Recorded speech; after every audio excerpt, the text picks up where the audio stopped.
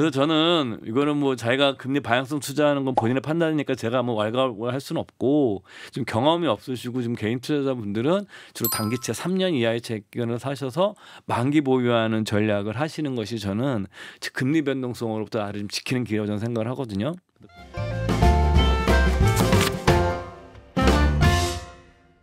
목돈연구소에만 있는 편의점입니다. 돈 만드는 지식이 가득한 지식 편의점 미래에셋 투자와 연금센터 이상권 전무 오셨습니다. 안녕하세요. 예, 반갑습니다. 자, 우리 이제 연휴도 지났고 사람들이 그동안 돈 많이 썼거든요. 그럼 이제 다들 생각할 거예요. 다시 모아야겠다. 예. 다시 허리띠를 바싹 졸라매야겠다. 우리 전에 한번 ISA 계좌라는 거 공부해 본 적 있는데 예. 요거 한번 복습 좀 해볼까요, 전무님? 예, ISA는 영어 단어로 Individual Savings Account에서 개인 저축 계좌고요. 이 계좌란 이름이 붙어 있는 것들은 뭐냐면 일종의 금융상품 바구니라고 생각하셔야 돼요. 그러니까 단일 상품에 가입하는 것이 아니라 예금, 뭐 펀드, 국내 주식, ETF 이런 것들을 다 같이 담을 수 있는 그 계좌, 금융상품 바구니고 안 되는 건 있어요. 해외 주식은 안 돼요. 근데 옆 나라 일본에 IS에 비슷한 니사라는 게 있는데 니폰, 그 일본이죠. 거기 일본 상품은 돼요. 해외 주식이. 그래서 이제 우리나라는 안 됩니다. 저는 그것도 좀 풀었으면 좋겠는데라는 생각 좀 많이 하거든요. 왜냐하면 시대 감각이라는 게 있잖아요. 이미 우리 뭐 MZ 세대들은 다 글로벌 투자하고 뭐 스마트폰도 다 한국 것뿐만 아니라 다 이렇게 쓰는 세대인데 그쵸. 굳이 뭐 IS의 계좌에서 이것도 뭐 1억 한도까지만 필요가. 1억 한도까지 되어 있는 건데 이게 뭐 무한대가 있는 것도 아니고 그래서 해외 주식도 일본처럼 해주게 하는 것이 뭐 저는 시대 흐름에 맞지 않냐는 생각을 개인적으로 하고 있고요. 뭐 얘가 좀 샜지만 핵심은 이 IS 계좌의 중요한 핵심은 손익 통산한다는 겁니다. 그러니까 예를 들어서 우리가 A 주식을 사서 플러스가 되고 B 주식을 사서 마이너스가 되면 사실은 이 주식들을 다 섞어서 계산하는 거예요. 그래서 플러스 마이너스 해서 내가 최종적으로 뭐 마이너스가 나오면 세금 안 내는 거고 플러스가 되면 나중에 이제 세금을 내는데 이거는 뭐냐면 200만 원까지 비과세가 되고 물론 서민형은 400만 원까지 돼요. 그다음에 200만 원이 넘어가는 금액에 대해서는 분류과세인데 국내 주식은 해당이 안 되겠죠. 현재 국내 주식은 원래 자체가 비과세이기 때문에 네. 여러분들께서 뭐 해외 펀드라든가 해외 ETF 같은 것들을 이 ISA 계좌에서 하신 경우에는 손익 통산이 굉장히 유리한 제도가 될 수가 있는 거고요. 이 종류는 세 가지가 있습니다. 그래서 중개형, 말 그대로 이제 우리가 중개가 되고 있는 것에 투자할 수 있는 거예요. 뭐 주식이나 채권 같은 것들은 이 자기네 매매 시장이 있잖아요. 이렇게 해서 이렇게 자기네 자체 시장에서 거래되는 유가 증권 같은 것들은 중개형 ISA만 가능해요. 그다음에 신탁형, 말 그대로 뭐 펀드 같은 것들을 이용하실 때 뭐 예금이나 신탁형 이런 것들이 가능하고요. 그다음에 일임형은 이제 맡기는 거죠. 말 그대로 맡겨서 알아서 운영해 주는 건데 여기서 중개형에는 예금이 없어요, 여러분들. 예? 당연히 증권사에서 예금 안 팔잖아요. 네. 물론 이제 퇴직연금 같은 데는 예금이 있지만 쉽게 그렇죠. 생각하시면 신탁형에서는 예금이 가능한 거죠. 예, 이런 차이가 있습니다. 그래요. ISA 복습을 하면서 시작을 하는데 채권 얘기를 많이 해주셨어요. 그동안 채권에 관심을 가져야 한다. 근데 최근 들어서 채권 투자했다가 피눈물 흘린다 이런 사람들도 꽤 많거든요. 그거 이따가 제가 이제 따로 장기 채권 말씀드리려고 그러는데. 근데 요즘 같은 시장 흐름에서 채권에 관심을 갖는 게 왜 중요할까요? 이게 저는 우리가 한번 생각해봐야 되는 게 그 금리가 내려가는 추세가 여러분들 그냥 1, 2년 동안 하고 뭐 최근에 한 10년만 이런 것이 아니라 1980년대부터 2020년대 이때까지 최근 바로 전까지 거의 한 40년간 금리가 떨어졌었어요. 그러니까 이 금리가 떨어지는 국면에서는 다 돈을 벌었어요. 네. 이를테면 주식도 벌고. 왜냐하면 금리가 낮아질수록 주식의 가치는 올라가고 당연히 부동산 같은 경우에도 돈을 벌었죠. 왜 그러냐면은 금리가 낮아진다는 건 대출자들한테 유리한 세상이 된다는 얘기거든요. 예? 그리고 장기적으로 부동산이라는 게 특히 뭐 도심 지역의 핵심 주거 지역 같은 경우에는 장기적으로 인플레이션을 해치할 수 있는 자산이기도 하고 당연히 금리가 떨어지니까 채권 가격은 반대로 움직이니까 채권이 올라서 채권에서 그 우리가 흔히 하는 말로 뭐 증권가의 채권쟁이들이 부재되는 사람이 많아요. 흔히 하는 얘기로 이 시간 동안에 네. 40년간 떨어져 계속 채권 가격이 주구장창 올랐으니까요. 예를 들게 되면 뭐 중간중간 이렇게 있었지만 근데 이게 뭔가 바뀌는 거 아니냐라는 의견이 많은 거죠. 이제는 이렇게 낮은 금리가 정상인 세상이 아니라 조금 높은 금리가 정상인 세상이 되게 되면 내가 예를 들어서 확정 금리만으로도 예를 들어서 우리가 1% 금리인 세상에서는 4%를 벌려고 그러면 내가 어느 정도 리스크를 수용해야 돼요. 그렇죠. 그렇죠. 그것도. 근데 내가 한 4, 5%, 4에서 한 7%는 안정적으로 내가 예금이라든가 채권만 사도 가능해진 세상이 온 것 같아요. 뭐 제가 말하는 건 아니고 그래서 이제 이 금리의 세상이 풍경이 바뀌었다라는 거죠. 그래서 뭐 그래서 여러분들께서 내가 한 뭐 4에서 4.5에서 7% 제가 들어오기 전에 방송 녹음 들어오기 전에 장내 채권 그 증권 계좌 들어가서 제가 딱 봤더니 소위 소액 채권이라는 국공채 네. 그 정부나 공공기관에서 발행한 채권이 4.5에서 4.8 나와요. 그 뭐 예금은 이제보다 훨씬 나요. 그리고 정부에서 지급 보증하는 거기 때문에 되게 안전한 거예요. 그렇죠. 여러분들 예금보험공사도 정부에서 하는 겁니다.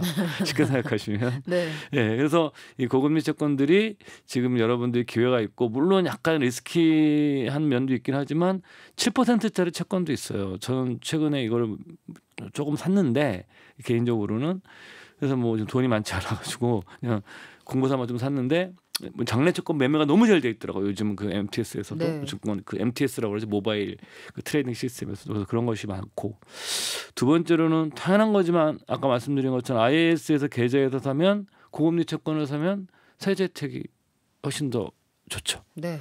그다음에 세 번째로는 이제는 그 장외 채권 우리가 이제 채권을 가서 증권가 객장에 방문해 가지고 사는 거를 보통 그 장외 채권이라고 그러거든요. 근데 이제는 주식처럼 그 모바일로 장내 채권을 살 수 있어요.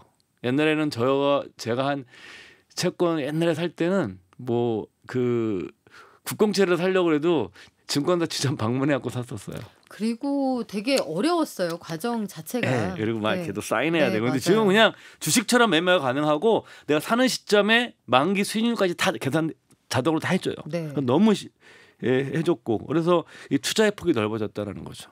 특히 IS를 통해서 할 수 있고 네 번째로는 이게 장내 채권은 중간에 이제 만약에 금리가 떨어지면 최근에 장기채 하신 분들이 금리 떨어지는데 베팅을 하신 거거든요. 네.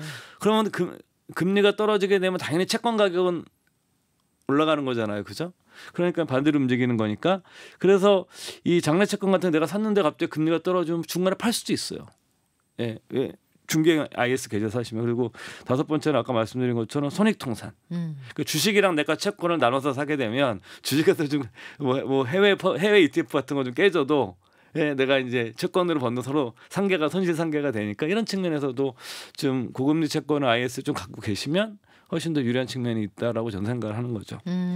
ISA가 여러 가지 측면에서 약간 안전하게 우리가 요 방어막을 여러 겹칠 수 있다 이런 생각이 들기도 하는데 앞서 말씀해 주신 것처럼 종류가 세 가지다.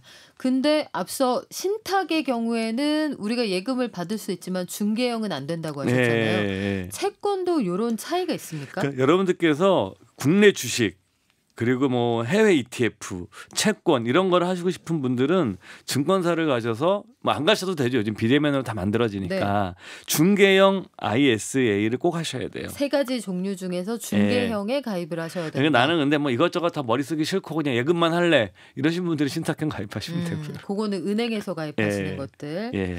증권사에서 계좌를 만드는 중개형에 가입하면 채권을 거래할 수 있다. 이렇게 알아두시면 되겠고 예. 채권에 투자를 한다. 좋은 방법이긴 하지만 여기에도 우리가 피해 나가야 할 함정은 있을 것 같은데요. 예.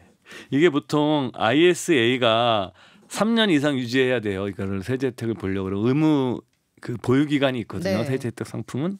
근데 이게 이제 만기는 5년을 기본으로 하고요. 예를 들게 되면.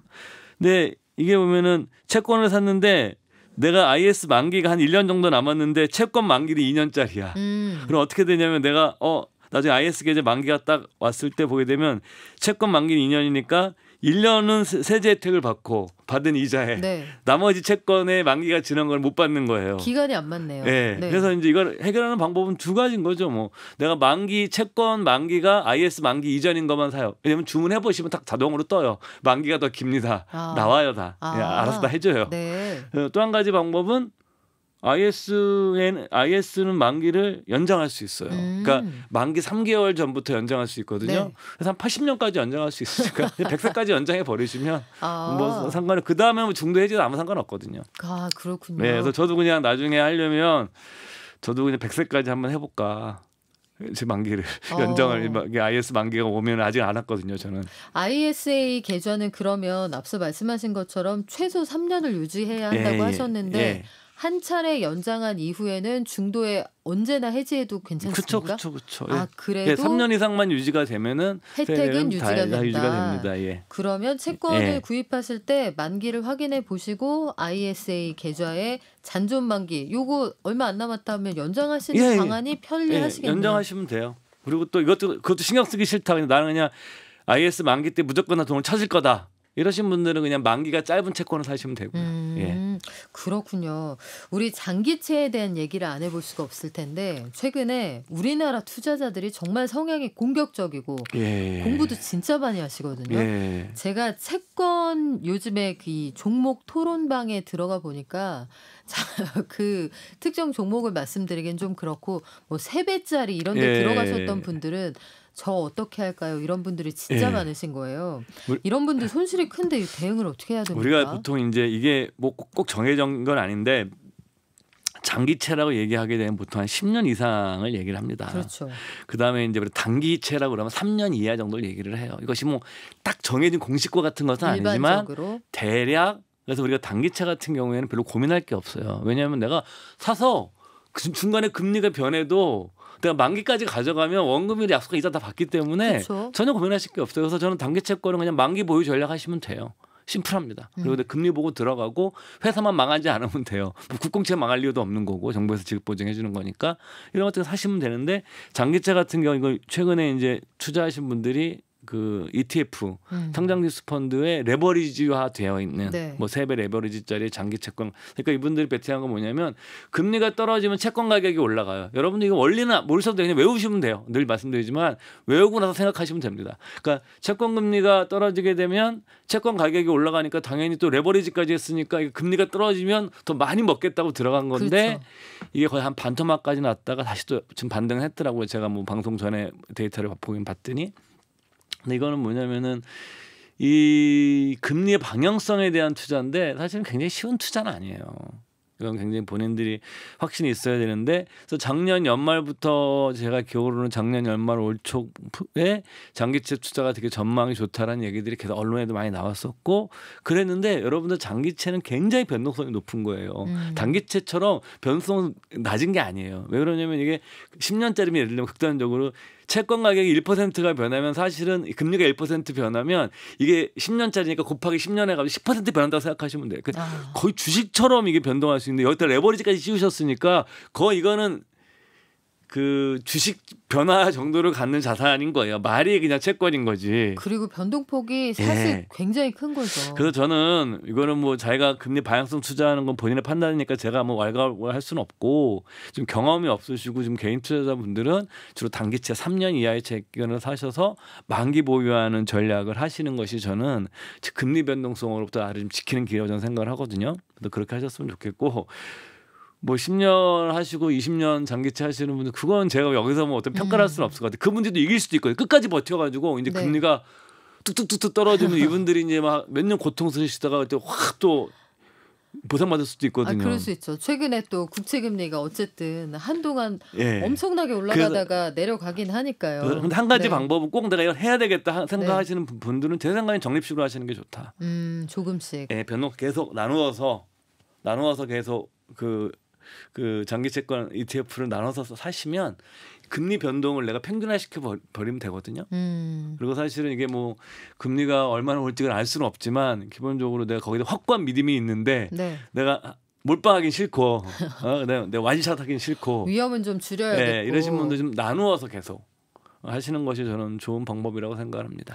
아직 안 들어가신 분들은 그 방법으로 하시면 되거든요. 네. 근데 제일 고민하는 게 뭐냐면 사실 지금 말씀하신 것처럼 올해 초만 해도 미국에서 은행들이 빵빵 넘어진다는 얘기가 나와버리니까 이거 못 버틴다. 아무리 천조국이고 달러 찍어낸다고 해도 네. 미국도 한 9월, 10월 되면은 이미 금리 내렸을 걸. 이게 전 세계에 거의 공통된 컨센서스였어요. 예. 국내에서도 그런 시각이 지배적이었고 그래서들 채권에 투자를 하셨을 텐데 예. 그랬던 분들이 이게 아닌데 지금 그러고 있거든요. 들어가서 손실률이 크다. 이럴 때는 어떻게 대응을 하면 좋습니까? 사실은 이럴 때는 어려운데 뭐 만약에 제가 이 상황이다 그러면 저는 버티겠어요. 그럼 어떻게 더 사요? 조금씩 떨어지면 더 이제 추가 좀 사면서 물타기 하면서 버텨 보겠어요. 한 몇 년. 몇 년? 예.